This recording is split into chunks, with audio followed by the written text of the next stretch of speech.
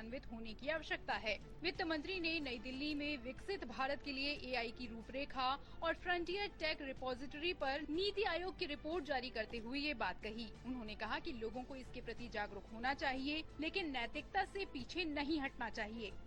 AI should help us give solutions for better city urban areas which exist and for newer urban centers that we may plan.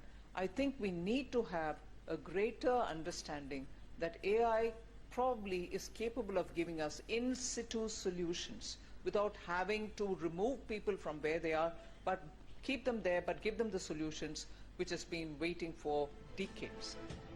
इलेक्ट्रॉनिकी और सूचना प्रौद्योगिकी मंत्री अश्विनी वैष्णव ने कार्यक्रम को संबोधित करते हुए कहा कि एआई जीवन के हर पहलू को मौलिक रूप से बदलने जा रहा है। उन्होंने भारत के लिए एआई प्रौद्योगिकियों को विकसित करने और अपनाने में अग्रणी होने के महत्व पर बल देते हुए कहा कि एआई हाल ही के दशकों में सबसे बड़े तकनीकी परिवर्तन के रूप में उभरा है और इसका प्रभाव इंटरनेट के समान होगा।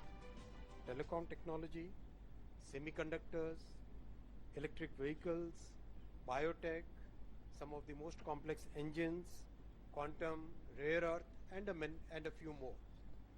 These are technologies which we will have to master, we'll have to adopt, we'll have to develop talent pipeline, and we will have to make sure that we remain in the frontier. And over a period of last few decades, the biggest change which has happened and the biggest factor which has joined this constellation of technologies is AI. AI is also going to fundamentally change the way we work, the way we live.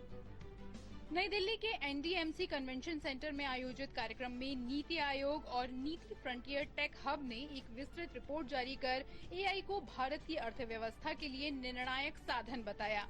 Report विकसित भारत के लिए AI त्वरित आर्थिक विचार के अवसर में ये विजन दिखाया गया है।